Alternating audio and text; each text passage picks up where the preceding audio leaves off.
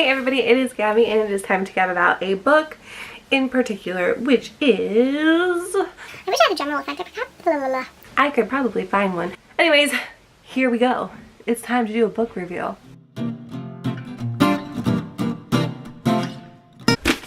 What Doesn't Kill Her by Carla Norton. This book was fantastic. Like, literally, this was one of those books where I'm like, you know what, this has been on my shelf. It hasn't really been on my shelf that long because I got it off of Book Outlet. But it's been on my shelf for a while and it was kind of taking up space, and now I feel bad for thinking it was taking up space. It wasn't necessarily taking up space. After I read it, I thought, oh my gosh, this was so good. The character development throughout the story, which, okay, I found out after reading this that this is actually a sequel, but the character development is amazing. The plot thickens and you keep getting more and more, and then you're like, wait a second, what if this is not adding up? And you are developing all of these different thoughts throughout reading it. So let's get to the actual plot of the story, because I just talked about the prose of this book and you have no idea what it's about. So let's take a walk down the summary road. This follows Reeve LeClaire, who when she was 12 years old, she was abducted and held hostage for 4 years. And she is held hostage by this man named Flint, who is basically a complete psychopath, which obviously if anybody's going to kidnap you and hold you hostage, they're a psycho.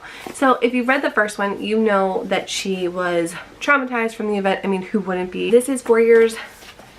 This is, I think, like 4 years after she's been found. So I can kind of spoil some of it for you because you know that she's out. But she actually was released or escaped because Flint had her in the trunk of his car and he was transporting her somewhere else or something, and he actually got into a car accident, and of course because she was in the trunk of the car they found her because he was in critical condition. I'm not too sure on that part because that happens in the previous book.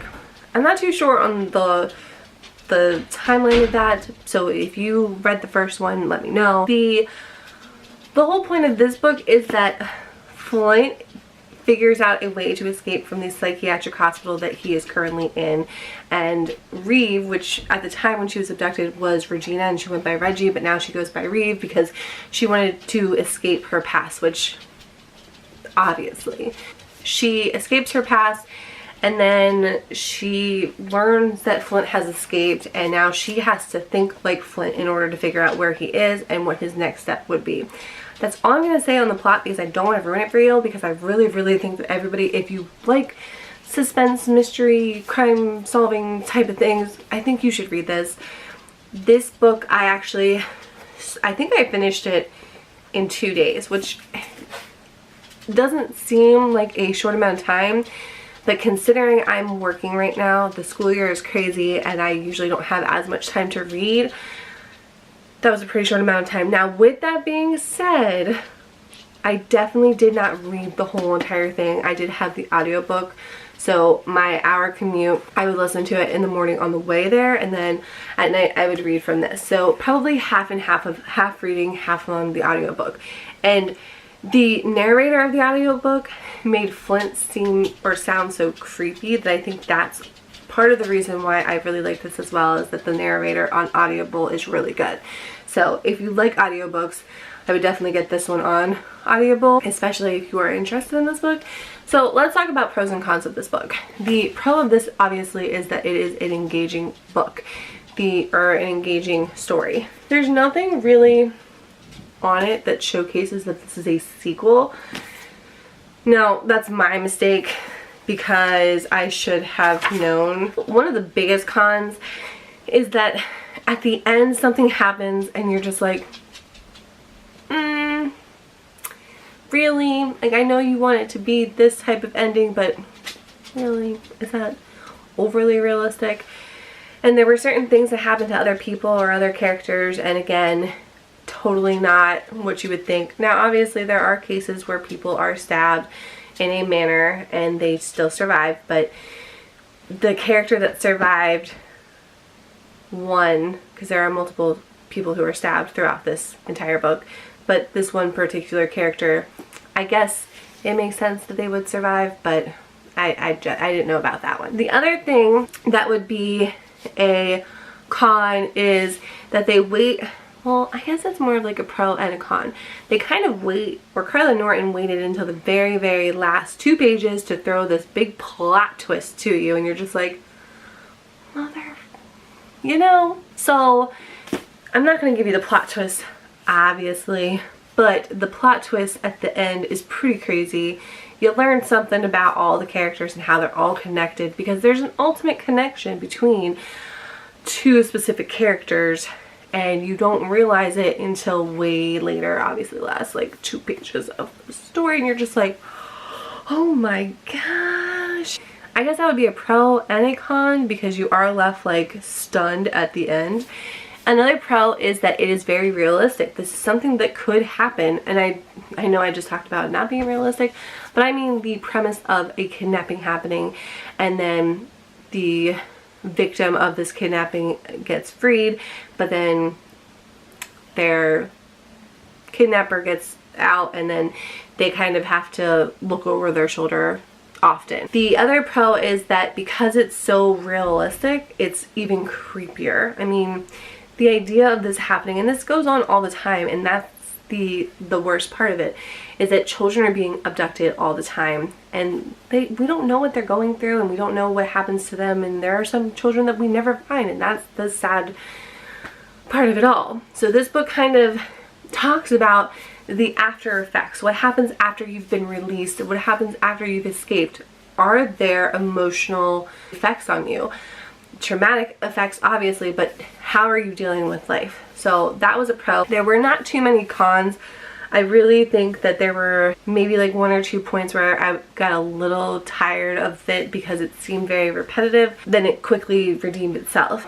This one was a quick read for sure. I gave this a 5 out of 5. This one was a very, very good read. For those of you that have stuck around throughout this whole little shebang, I have a big announcement. Remember, if you have been subscribed to my channel for a little bit before the whole Strike Back video-a-thon has hit, I discussed how I wanted to do a book giveaway once I hit my 100 subscriber mark. Now, I was at 90, I think it was like 96 subscribers for the longest time, and then all of a sudden this Strike Back book video marathon happened, and I am now amazingly up to 158 subscribers. I cannot thank you enough. Like, that just blows my mind that many of you are willing to like follow my channel, and that makes me feel really, really good. So I was supposed to do this at 100. I hit 100 this week at some point, or I think on Friday. So I've been meaning to do this, but the weekend was crazy, and then I had to record for the Strike Back video-a-thons. So I'm actually going to do the announcement today. So here we go. I talked about how this book by Jay Asher is a signed copy, and it is from Barnes and Noble, and I did read it, so it is used, but honestly, like, this is, I think like the most that it looks like is just this part right here, and I don't even think if you can see that, but like right here it's a little like scuffed up, but for the most part it doesn't look used. At least I don't think so, but you guys can kind of check it out. So I'm going to be giving away this book just because A, it's signed, and B, it was actually a really cute read. I don't think I'd give it too high of a star, but it is a young adult, and I'm not the biggest fan on young adult, so I feel like my review might not do it justice. It follows a girl whose family owns a Christmas tree farm in California. They live in Oregon or Utah, one of those, or maybe not even one of those, but they go there every year around the November mark time, and they stay for I think like 2 months. She's never like gotten involved with anybody there because she's like, why would I get involved? I'm only here for however many weeks. Of course she meets a guy and she starts developing feelings for him, and her friends back at home are telling her one thing, and her friend that lives there is telling her another thing, and her family's telling her another thing. So it was a cute little fluffy read, and it's kind of geared around winter time. So this is part of it, and then the other part, I wrapped this like around Christmas time, you are going to get, there is a gift in here. Because I wrapped it like before Christmas time, I don't remember what's in here, but I do know that it is not necessarily, it's not bookish related at all. But you will get this package. It is wrapped for you, and it does say secret giveaway winner. I don't know if you can see that. If you win, you will get this gift as well as the book. So you will get 2 things. I am not going to be posting that there's a giveaway within this video. So if you stayed around until this point, go ahead and comment down below with what your favorite winter read. So just say like my favorite winter read is da da da da.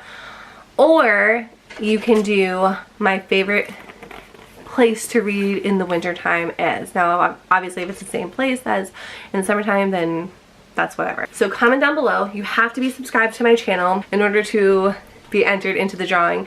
I'm going to keep the drawing open until January 31st and then do the announcement of who the winner is on February 1st. So what will happen is each video I will kind of talk about this video and link it down below in my channel just so you guys have this constant thing.